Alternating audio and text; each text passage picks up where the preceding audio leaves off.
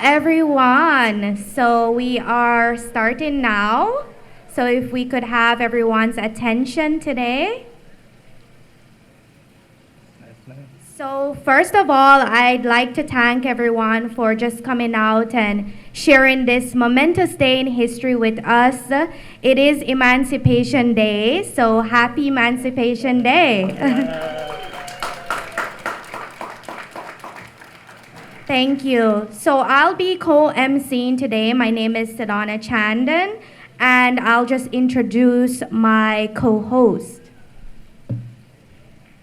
Louis Anthony Bryan is a Fredericton-based theater artist, stand-up comedian, performer, and educator from Trinidad and Tobago. An active member in local art spaces, he has been involved with many local theater and film companies, including notable acts, Rebel Femme Productions, and Strike Pictures. Anthony hosts stand-up comedy at open mics throughout New Brunswick and local arts festivals, including Flourish and Shivering Songs. Since 2019, he has taught at Theatre New Brunswick, hosting their Young Playwrights program, an after-school script writing program for secondary school students. Please welcome our MC, the lovely Anthony Bryan. Thank you. It's such an honor to be here. I'm gonna welcome my co-host. So Sedona Chandan is a 23-year-old alumni of St. Thomas University with a BA in Criminology and Communication and Public Policy.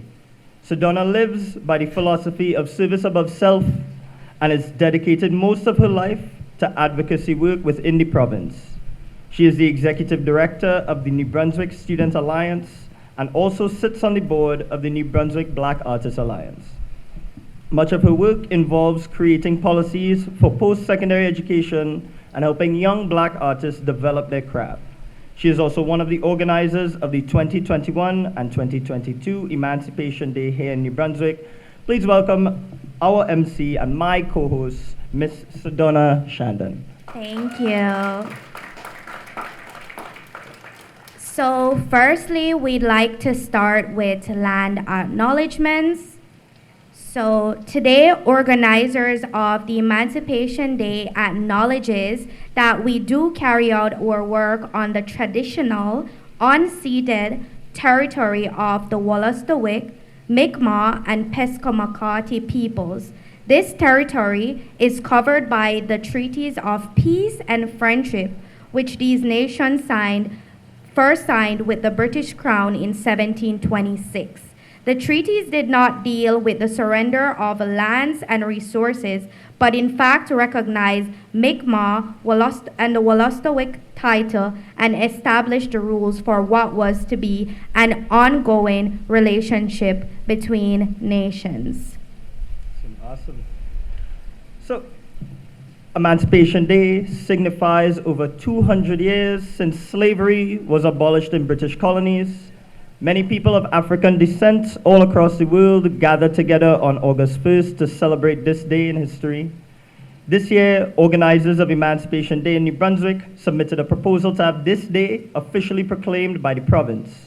We are happy to see this successfully come to fruition as we stand here to recognize the many efforts of our ancestors to achieve freedom. Thank you so much for all gathering here today. This is history. It's an honor to be here, so thank you so much. Special thank yous to David Kuhn, to Arlene Dunn, to MP Janica Atwin, to the Fredericton Black Artists Alliance. Thank you so much for making today possible. It's an honor to really spend it with you all. I just want to direct your attention to there are shirts and there's a cooler for water. So keep yourselves hydrated. It's a bit of a hot day, so celebrate safely. You know what I mean? Amazing. Thank you. So I'll go right into introducing our dearest elder today, Ron Tremblay. He is a citizen of the Wolastoqiyik, being the youngest of 10 children of the late Doris Sapir, and Raymond Tremblay. Ron Tremblay grew up surrounded by Wolastoqey language spoken fluently. Laporte credits his mother Doris and grandparents Madeline Laporte and Louis Sapir for his love of Wolastoqey language, and he acknowledges they provided him the true teachings of life. After moving to Fredericton in 1991, he befriended several elders from the local area. The two main elders, Olonsonoit Squat and Sakate, guided him deeper into his Wolastoqey traditional ways. After years of involvement in various ceremonies with his teachers, Ron Tremblay gained wisdom and knowledge of Wolastoqey way of life. Still today, Ron practices the traditional ways of the Wolastoqey. In November 2016, Ron was installed as traditional Wolastoqey Grand Chief. The mandate of Wolastoqey Grand Council is to protect and preserve Wolastoqey, their non-ceded traditional homeland, waterways, ceremonies, and language. Please welcome our dearest elder, Ron Tremblay.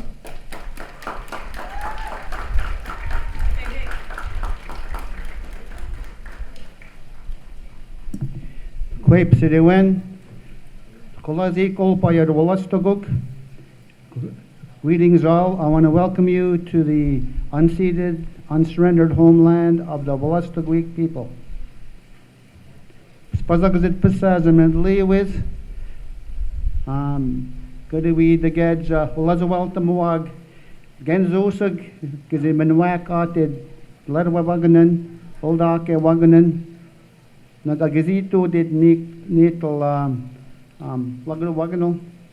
I want to thank our great ancestors who had saved and preserved our beautiful language, our ceremonies, and the ones who created those peace and friendship treaties.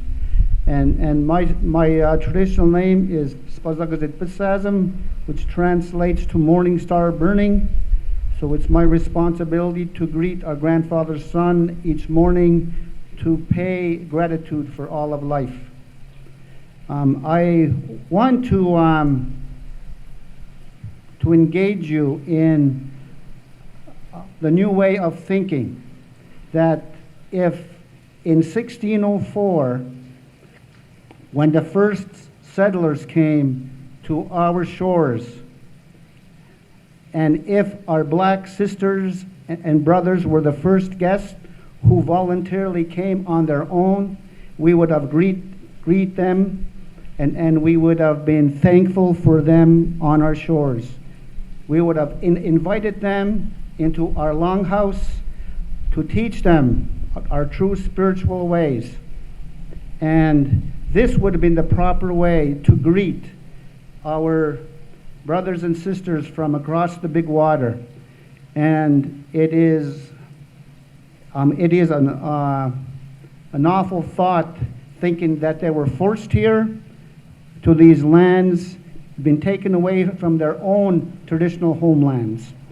So here today I want to greet my black sisters and brothers to Wolastoqey in the traditional way, and thank them for being here on our lands. Nidleage, Nidleage, Nidleage, Nidleage. Let that be the truth, and let that be so. Let that be the truth, and let that be so. Let that be truth, and let that be so. Taho.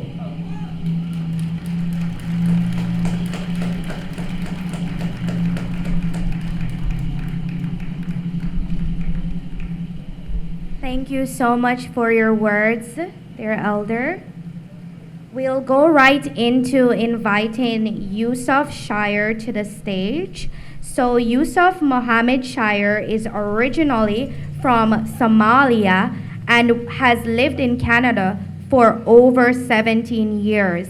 He is a dedicated Pan-African, committed to working on shared liberation for all communities of African descent.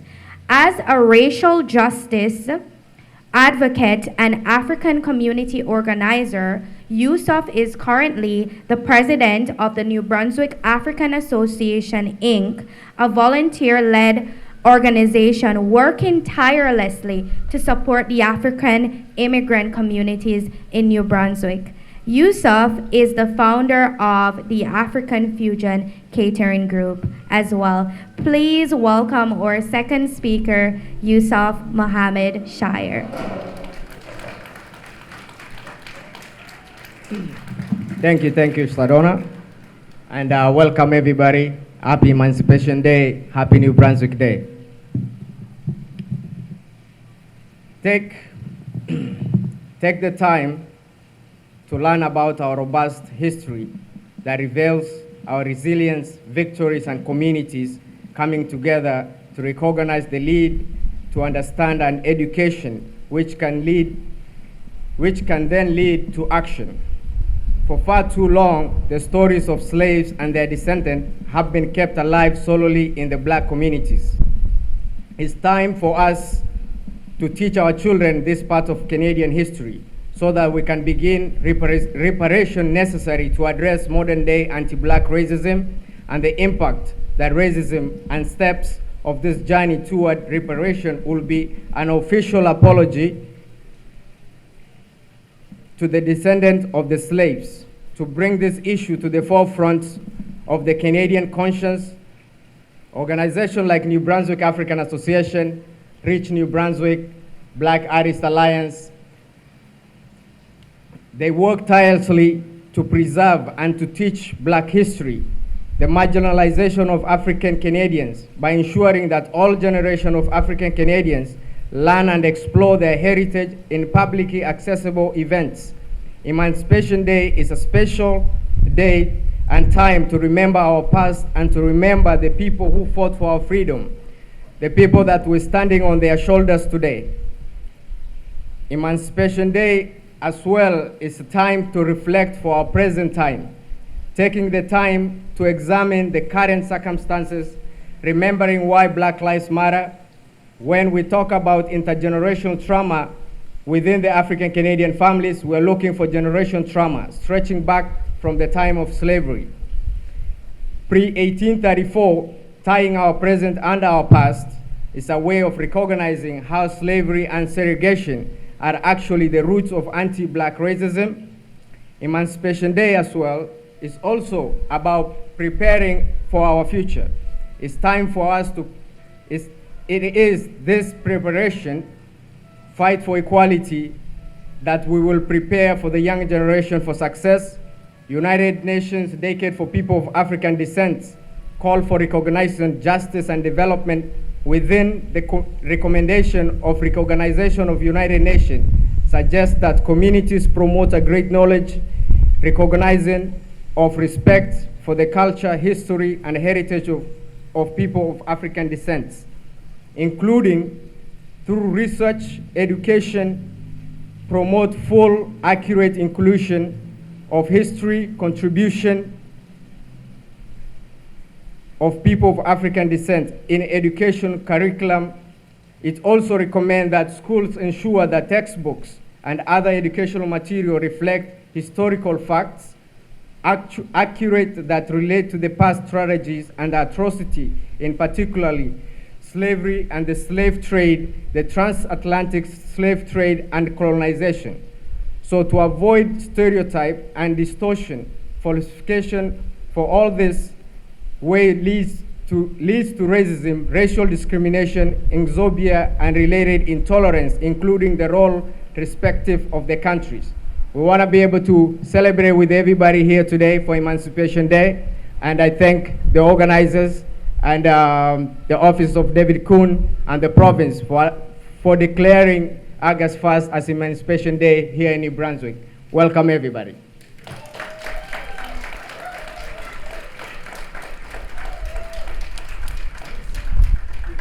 Thank you so much, Yusuf. It is a time for reflection. I agree. There are a lot of folks who came together to make today happen, to make today safe. Please take that time to reflect on who those folks are. I'm honored. I'm going to welcome Naomi Drummond Leslie. Naomi Drummond Leslie, born activist, granddaughter of the late, great Joseph and Verna Drummond, boycotted grade 7 social studies to do her own Black history class after asking for it in grade 4. Yeah. Still waiting for it to be part of the school's curriculum, 1994 to the present day, raising a strong Black son unapologetically while also reuniting her local Black community as secretary of the WABC Junior, Women's Auxiliary of the Black community. Please welcome Naomi Drummond Leslie. Hello, and thank you for inviting me to share today with you. I'm grateful to be here today and to be sharing it with you, but I'm also struggling internally. Okay. Before I tell you of my struggle, let me tell you about who I am and where I've come from. I'm Naomi Drummond Leslie, a direct descendant of the Black Loyalists and the granddaughter of the late greats Joseph and Vernon Drummond. My father's family are direct descendants of the Black Loyalists by way of my great-great-grandmother, Delaney Peters. The Black Loyalists helped build the city that we know as St. John. They were also the enslaved persons from the USA who were promised freedom, land, and their rights if they fought for the British Empire here in Canada. The Black Loyalists upheld their end of the agreement. The British did as well, but there were stipulations. The freedom in the land was granted. The Black Loyalists were given land outside of St. John. This land was swampy, wet, and marshy. Basically, this land was unfarmable. And also, they weren't allowed to sell their goods within St. John City proper. My grandparents are Joe and Verna Drummond, or Mr. and Mrs. D as they were affectionately called. They raised 11 of their own children: Gary, Darcy, Armand, Darlena, Holly, Teresa, Aaron, Adrian, Angie, and Antwine. And they also shared wisdom and life lessons with countless other neighborhood kids. It was then in the 60s and into the 70s that my grandfather was being heard more as he stood for what was right for the Blacks in New Brunswick. He was a fighter and an activist. He fought hard to get overseas when he was underage, and then he fought even harder to have the Blacks in New Brunswick have employment. He regularly spent time at correction facilities to help educate his brothers. He was there reminding them that they came from greatness and they shall return to greatness. He sought help for and from all that he could. He ran politically both here in Fredericton and also locally in St. John. While doing this, he was alongside with his beautiful wife Verna. They began the Women's Auxiliary of the Black Community, or the WABC. The WABC put on events through the year to unite their community. There were dinners, dances, picnics, and teas. You knew the WABC was looking out for members of their community. They wanted to keep us all united. They kept track of all the Black high school graduates. They delivered meals to shut-ins. At Christmas time, they would sponsor families to ensure everyone spent Christmas with a meal in their belly and a gift under the tree. I grew up deeply immersed in a Black community. I attended the picnics and volunteered at the dinners and teas. I went to family dinners and different events out at Taylor Lake, where our family's land was given to us. I had a league of Black women and men to look up to. I was surrounded by aunts, uncles, and cousins, never knowing who was blood or not. Growing up as a Drummond, with a Leslie side, it meant that I was recognized walking down any street in St. John, even the grocery aisles. This was especially true when I was out with my mother, Holly. We would often be stopped to have a chat, and people would often turn to tell stories and share history of my grandfather or my Aunt Agnes. Because of this, every day was a lesson in local history for me. As I was school-aged, I continued enjoying learning about Canadian history, both formally in the classroom and out. I also learned that I was being taught Black history as Canadian history, but nobody else was. I was attending school and learning about Canada and some of the Canadians, but I knew that there was more to the history lessons than what was in the books. I knew that the curriculum that was being taught was that of colonialized teaching. They left out all of the history that wasn't theirs. By 4th grade, I was done wondering why, and I reached out via letter to the editor of my local newspaper to inquire why Black history that we were being taught was exclusively white. That was in 1994. By 1997, I was done waiting and tired to see if it would include history other than just that of the British. I decided to boycott my grade 7 social studies class. I would go on to create my own history lessons and spend time researching Black history beyond what I had already learned. What I was being taught was just the enslavement portion, not of local greats such as Willie O'Ree, who was NHL's first Black hockey player, or even of my grandfather, Joseph Drummond, who did a peaceful protest in St. John. I also wasn't taught of local Canadian or of Canadian heroes like Skip Talbot or Lena O'Ree. We didn't even touch on the Black Loyalists, which is surprising considering I went to school in St. John, which is a city that is rich in Loyalist history. The basic history that was being left out was Canadian history. It was being ignored and not included. The school that I attended made a point to teach Black history, but that's because I was there and somebody had donated some Black history books. When I finished and went off to high school, Black history left with me. I'm now raising, in 2022, a Black son, a son who will easily stand at 6 feet in the next couple of years. He is being taught as I was taught, and any questions he asks me are answered as in and only the way that a Black mother can answer them. It's been in the past years that the WABC has dwindled down and lost members. Just this year, daughters and granddaughters of founding members of the WABC banded together and decided to unite our community again. We just recently had our first event. We brought back the annual picnic and dance, and I like to think that it was a success. After we had the picnic and games, the rain didn't even stop us. We set up our tents, we had the barbecues going, and then later on that night, we held the dance, and I, again, like to think it was successful.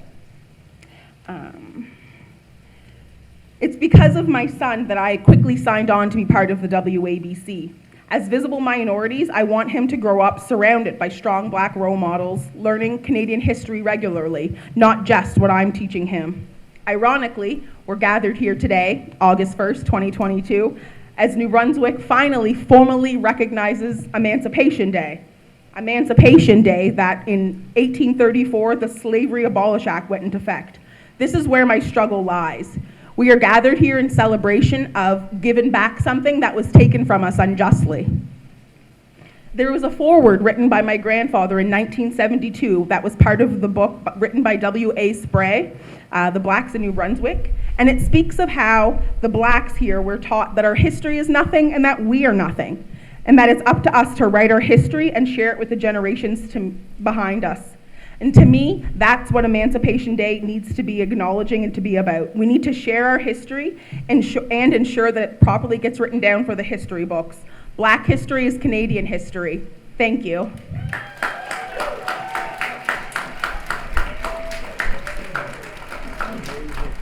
Thank you so much, Leslie. Yes, thank you.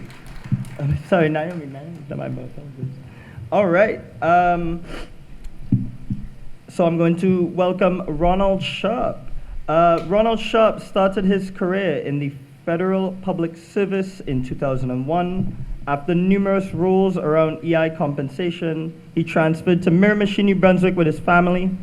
In 2012, he transitioned to Public Service Procurement Canada, where he became a founding member of the Employment Equity and Diversity Committee. In 2018, he accepted the role of Atlantic Regional Representative for the Federal Black Employee Caucus, working with senior officials across all levels of government toward an equitable future. Ronald is also the co-founder of the Atlantic Equity and Research Alliance, an organization set up to provide research toward career support services for racialized groups in New Brunswick. Please welcome Ronald Sharp.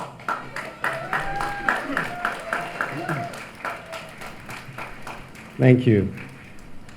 Honored guests, and by honored guests, I mean all of you. Each one of you, no matter where you're from, chose to be here today and to give respect to our differences and to build on our strengths. I thank the specific individuals I know and the new individuals that I'm getting to know who utilized their voices, weighed in, and completed the task of what we see today in our lifetime. I'd like to thank also the specific individuals that we see who also are elected officials, who sought and have the additional responsibility to listen. Thank you for listening. Much respect to everyone who sought positive change and made today's celebration of Emancipation Day possible in New Brunswick, Canada today. But I would be amiss if I did not acknowledge that when we speak of Emancipation Day, that not everyone holds the same view. Some people have mixed emotions about this day in present and in the past. In 2022, I realize that many do not understand, and in fact, many may not want to, that Canada had a part to play in supporting the creation of a different worldview that was shaped around the definition of people linked to their skin. Canada's role in the Atlantic slave trade should not be defined as limited, only overshadowed by the U.S. Many Canadians likely learned in grade school, and we heard from Naomi about the Underground Railroad and the refuge that American slaves took went up north, which we know today as Canada. But what is likely not known is that that same Canada, portrayed as the land of freedom for enslaved black people, was also had black people of African descent running back to the United States in some of the regions because of the atrocities they felt here. So irrespective of your knowledge of history, we must acknowledge that it took some time for us to acknowledge Emancipation Day as part of our history in Canada.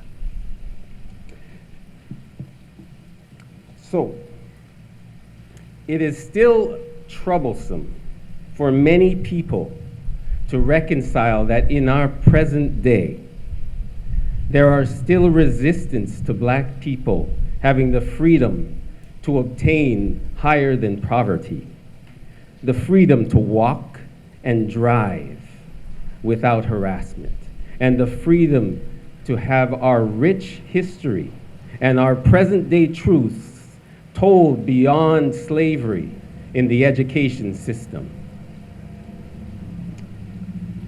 So, to me, Emancipation Day is about deliverance from false constructs.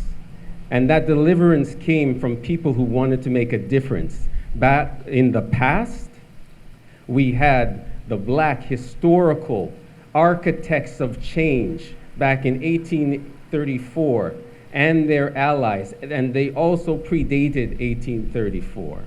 And we also have those that I get the chance to stand with, and those that are out there right now who took up the mantle, and I thank you all.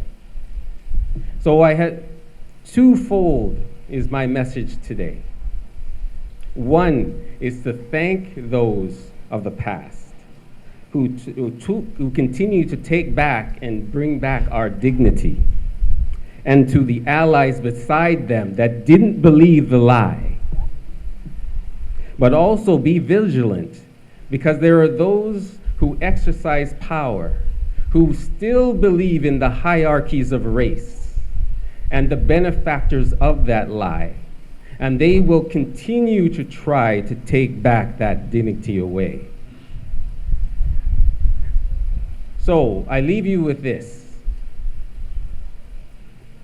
No matter what you're feeling, and I hope you're feeling good,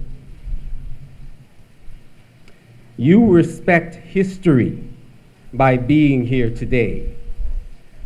But let us not forget that we must still respect and the reminder of our history with Emancipation Day, that we also have the liberty to do right, and to do right when we see injustice.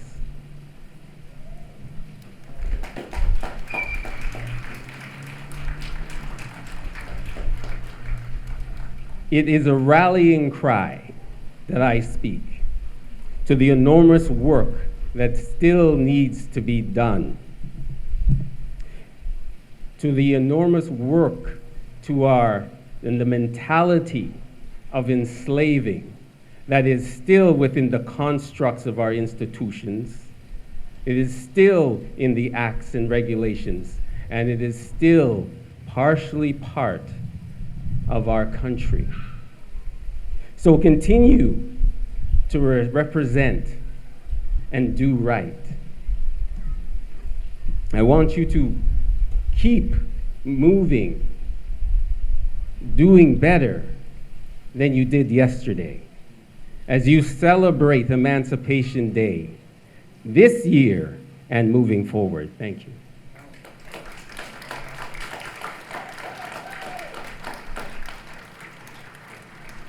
I just want to say, wow, thank you so much, Ronald Sharp, for those deeply embedded words.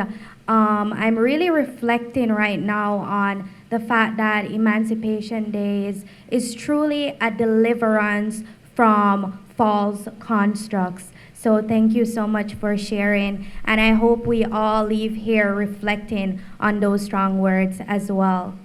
So I'll go right into introducing our next speaker, Dr. Jessie Sagwa. Dr. Jessie Sagwa was born in Blantyre, Malawi, 2 years before the country's independence from Britain. She is a senior ESL facilitator at the University of New Brunswick English Language Program in Fredericton, Canada. A two-time Canadian Commonwealth Scholar, a graduate of the University of Malawi Chancellor College campus and the University of New Brunswick Fredericton campus. Her master's thesis, which won the Canadian Governor-General's Gold Medal for Best Master's Thesis in the Humanities, her doctoral thesis is a feminist, post-colonial analysis on the representation of women in selected Malawian novels. Her research interests include the writings of African and African-descended writers, literature, women's issues, and the impact of class, gender, and race, ESL, AESL, and financial literacy. She is focused on community activism, finding solutions to problems created by anti-Black racism and decolonizing curricula. Please join your hands in welcoming Dr. Jessie Sagwa.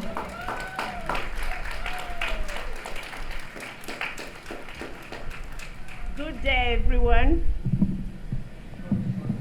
Maybe the shorter one, yes. Hello, hello, how am I doing? Thank you. I am honored to be here to celebrate Emancipation Day with you. I had my thoughts continually moving ever since I was asked to come and talk about Emancipation Day. I said, what do I want to do? So eventually, I came up with a number of issues, but they told me the time is limited, so I will try to be limited. I would like to start, since the land acknowledgement has already been done, I would like to start by acknowledging ancestors left grieving after their kin were taken away. In that group, I include my great-great-grandmother, whose brother was taken and eventually ended up in British Somaliland. I acknowledge all spirits of those who died on their way to the coast, those who perished in dungeons before their overseas journey, those who chose death by throwing themselves overboard on the oceans and lie on the still floor of the ocean, those who still managed to get across to the lands of enslavement and ended up undergoing a lot of cruel, inhumane treatment and living a life enslaved. We acknowledge all those. We may not know your names, but you are known to the Creator. May your souls keep resting in peace. On August 1833, Britain declared the slave trade illegal and declared emancipation of enslaved people in its colonies. Years later, an ambivalent Abraham Lincoln confessed that, and I quote, "If I could save the Union without freeing any slaves, I would do it. And if I could save it by freeing, thank you. And if I could save it by freeing all the slaves, I would do it. And if I could save it by freeing some and leaving others alone, I would do that." Yet the same Lincoln would later declare, "I'm naturally anti-slavery. If slavery is not wrong, nothing is wrong." And also, whenever I hear anyone arguing for slavery, I feel a strong impulse to see it tried on him. During the civil rights fight, Martin Luther King II noted, "Lincoln achieved immortality because he issued the Emancipation Proclamation. His hesitation had not stayed his hand when historic necessity charted but one course. No president can be great or even fit for office if he attempts to accommodate to injustice to maintain his political balance." And I repeat the same words, but only rephrased. If you cannot offer justice to all the people who reside in this good country of Canada that we call our home, you are not fit to represent the people. If you can stand and agree that some people are less than in this country, you do not deserve to sit in that august house in Ottawa or that august house in New Brunswick. All people descend from the Creator and they descend with their skills. Recognize that and live a much better life. For those who are friends of African and African descended people, our plea to you is, do not just support us, but help education. We start by educating the young. When the young grow up knowing that skin color is not destiny, we will have a better country. Let us choose the character that Martin Luther King already pointed out, Martin Luther King Jr. pointed out, would be the yardstick by which anyone is measured. I am grateful that the government declared Emancipation Day, and as I said, it brings its own sorrows and joys. While we celebrate, I would like us to remember that there are still people that are excluded from the equal treatment under the law. Let us forge a way ahead together, because if you are not an African or African descended person, but you do not educate your children, the same things that we talk against today will be repeated. History repeats itself when people forget what has come before. We need to change the curriculum. Enslaved Africans and African Canadians need to know that history does not begin with colonization or enslavement. There is a rich history. They are descended from great people, and that should be the mantra that we all remember when we come against anti-Black racism. Thank you. Finally, I would like to make the following points in closing. We are not asking for many things. African people and African descended people are the only race that has never received an apology for the atrocious treatment. It is time for us to get an apology.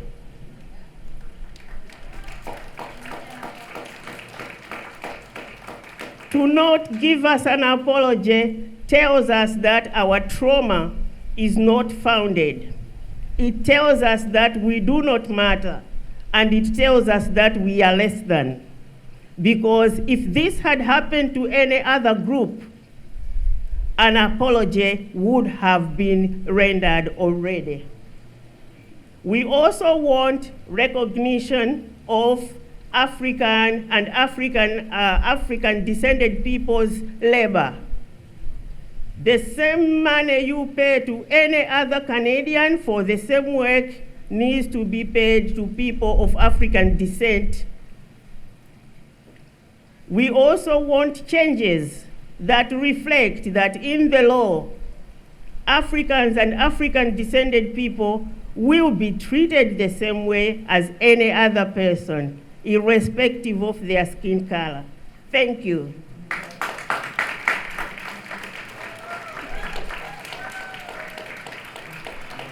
Thank you so much. I'm going to bring on our next speaker, Frederick Wangabo Mwengabo, Executive Director, East and Central African Association for Indigenous Rights. Frederick Wangabo Mwengabo is a Canadian peace and civil rights advocate of Congolese origin. He was given the title of Ambassador by the United Nations for his work with the UN and has twice been nominated for the Nobel Peace Prize.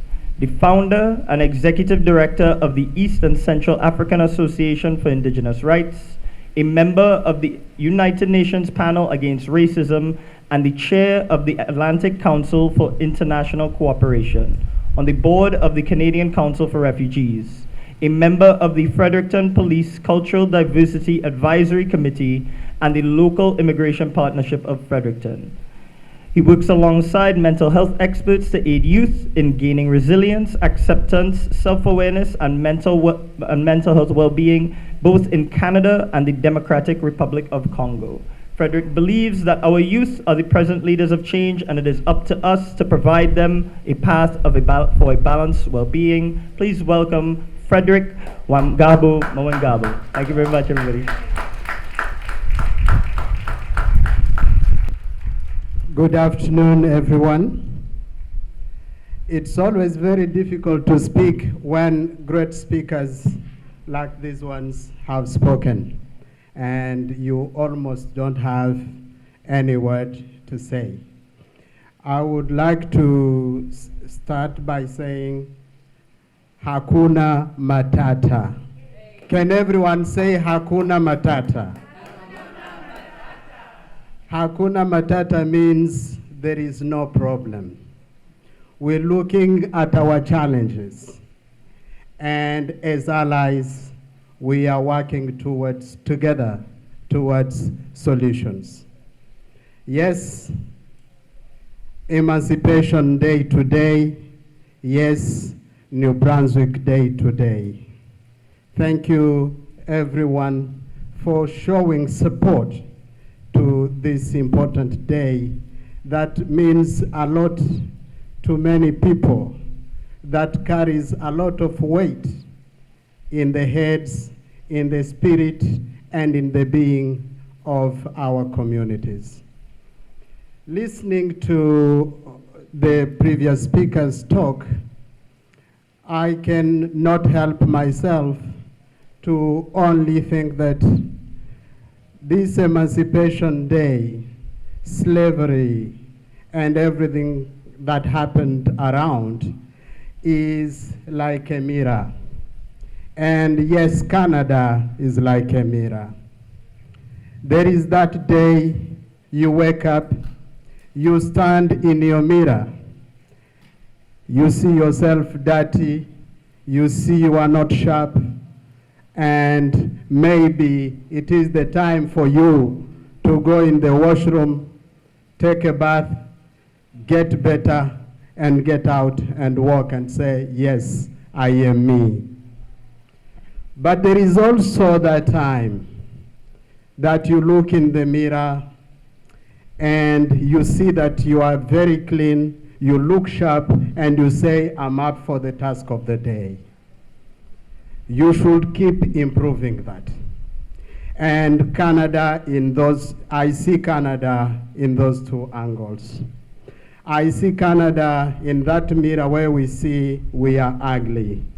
I see Canada in that mirror where we say we are beautiful, we look awesome, we rock as Canadians. And I can tell you some of those times are the times that Canada said yes to a person who was condemned to be killed or to be imprisoned because of his human rights work, because his voice was unbearable. And Canada said, yes, Frederick, we have to save your life, and you have to walk to freedom in Canada. That is the Canada in that mirror I'm talking about. There is that Canada that allowed refugees who are going through the underground railroads to come to freedom to Canada, even if without its challenges, but it was somehow a path to freedom.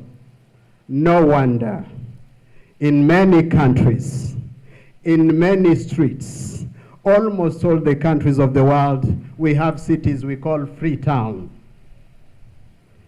I was Googling and I saw here in Fredericton, you have Freetown Street near Killeney Lake.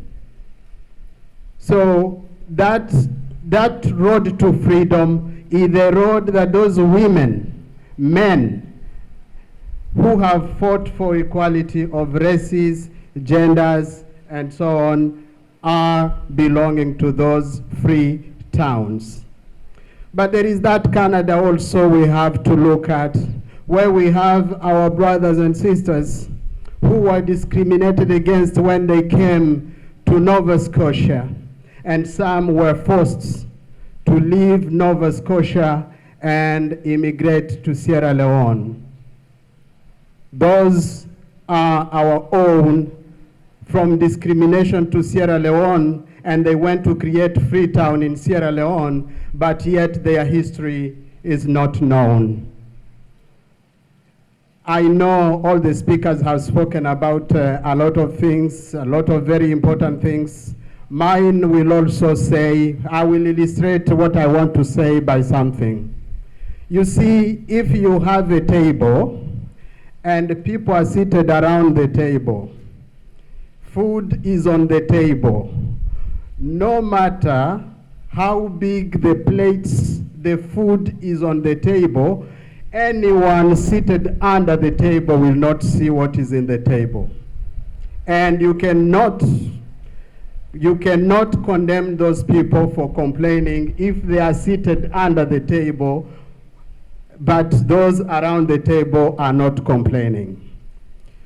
This New Brunswick, in this Fredericton, today we stand in a place where history has been written last year. Emancipation rights are women's rights, are men's rights, are everyone's rights. And you remember, for the last 70 years, this Fredericton has never elected a mayor, a female mayor. And this is the first time we have a female mayor. And I can say we cannot hold an event like this at any other place than here. But I want to challenge us. I see David Kuhn here, Honorable David Kuhn. I see Janica here. And everybody, I ask you now, it's time, because we have historical injustices, to overcome them and to accept that we should work paths to have a person of African descent representing the African people at the city hall and every city halls of this New Brunswick. We have to look for ways to have an African person, a person of African descent, to represent us at the legislature. I cannot be convinced, not by a minute, that we have never had any competent person who can represent at the legislature people of African descent. Anyone who cares about justice must know that everything you do for me without me might be against me. And you know the walk to freedom does not start here, but it's very long, and we need to keep improving. But it's not only by cultural celebrations, which in our diversity it makes us rich, but also by that political, social, and everything inclusion. I would like to conclude by saying thank you to all of you Canadians, to all of you newcomers. We're not having you there and taking you for granted. You've come to show your partnership. You are telling us you are partners in this search for justice. It's a path that we are willing to walk with you, no judgment, and we will make it there. Thank you. Thank you so much, Frederick. Thank you for your words. I must say it's important that people that are in the positions of power, that we continue to challenge ourselves, that we continue to ensure that there is representation in these buildings, like such as the City Hall as well. We'll leave our closing comments for later because time is running up on us. So we'll go right into Angie Aquin. Angie Aquin is a Wolastoqey woman from St. Mary's. She's a mother to 2 adult children, Brunson and Olivia. Her passion has always been working with youth, and she has been in this field for over a decade. Presently working with Balance Psychology Clinic, Inc. as a youth mental health counselor and VP of Indigenous Programming.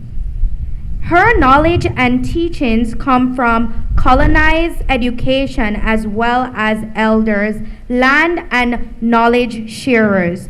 She has been blessed to receive teachings from youth as well. Please welcome our Indigenous sister with a beautiful song, Angie Aquin.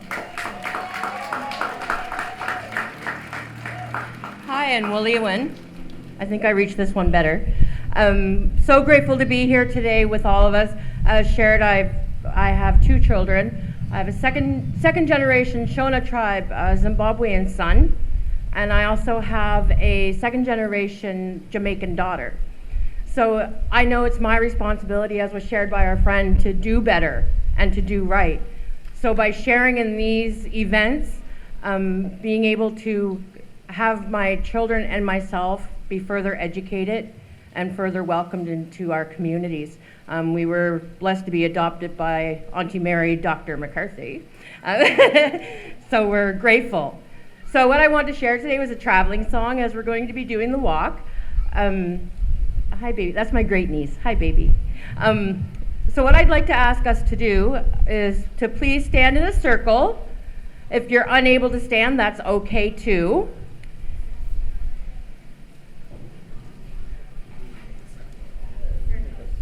Come right here. Yeah.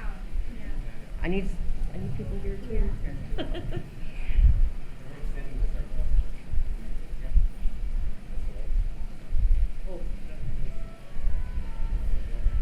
So what I'd like you to do is, if you're comfortable with the person beside you, as per COVID, we don't expect everybody to want to hold hands, and that's okay, we respect you.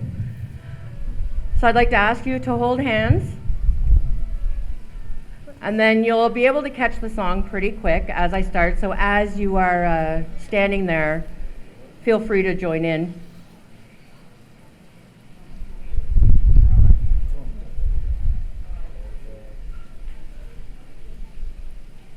Thank you so much. Okay, so we're going to be sharing the traveling song, and I thought because we're walking together, and this song, by the end of this song, you have a feel-good feeling in your heart, because as somebody else shared, it's hard when you're torn, you know, with the atrocities, but now we're here to celebrate emancipation. So I believe now we should be traveling with happy hearts and sharing those happy thoughts and celebrations together, okay? Hey, ah, hey, ah, hey, oh. Hey, ah, hey, ah, hey, oh. Hey, ah, hey, ah, hey, oh. Oh, hey, ah, hey, ah, hey, oh. Hey, ah, hey, ah, hey, oh. Way, ah, hey, ah, hey, oh. Way, ah, hey, ah, hey, oh. Way, ah, hey, ah, hey, oh. Way, ah, hey, ah, hey, oh. Way,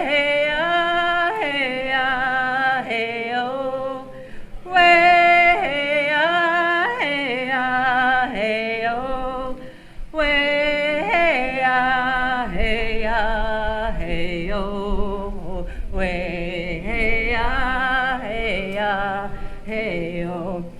Way, ah, hey, ah, hey, oh. Way, ah, hey, ah, hey, oh. Way, ah, hey, ah, hey, oh. Way, ah, hey, ah, hey, oh. Ay! It was so beautiful seeing all the smiles as the song went on, and that's a reason why we share that song, that feel good, that, oh, I get to be a little bit silly, but I'm doing it with everybody else, right?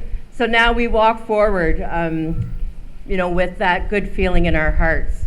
And also our kente cloths that we're able to get, these, you know, help show us in unity together. You know, my niece said it's to make sure nobody gets lost. So it's, don't get lost, you know, in thinking you're on your own. You've got a big community around you. So, Sedona? Thank you so much, Angie, for sharing such a beautiful song with us and just bringing the community together. It's such a blessing to be here to celebrate Emancipation Day in unity. And I just want to thank you all for just being present and attentive and keen to all that we've said thus far and all that we are continuing to do with, you know, emancipation. It's a day of freedom. So let's really celebrate and enjoy that. I'll have my co-MC give a few last words, and then we'll go into having our dear Dr. Mary McCarthy join us on stage to give some words on Skip Talbot that will be walking for a memorial walk. Sorry. Thank you. No, I just want to thank you, Fredericton. Thank you for listening with your whole hearts. Thank you to all of our speakers, to everybody for coming together today. And thank you so much to all of our event organizers, to all the artists, to everyone who make this day happen. And thank you so much, Sedona. Like, thank you so much Thank you. for being up here with me. I don't know. Thank you. She did, yeah. Thank you. So we'll have our dear Dr. Mary McCarthy Brandt, who is also my mentor, momtor, kinda. And she's coming all the way from Florida, joining us today to share this special day and share a few words on Skip Talbot before we begin the memorial walk. I'll also like to thank Dr. Mary McCarthy for these beautiful kente cloth bands that are tied on her wrists. She really took time to just cut them all out, probably like 4 hours total. But yeah, thank you so much. God bless you richly, Dr. Mary McCarthy.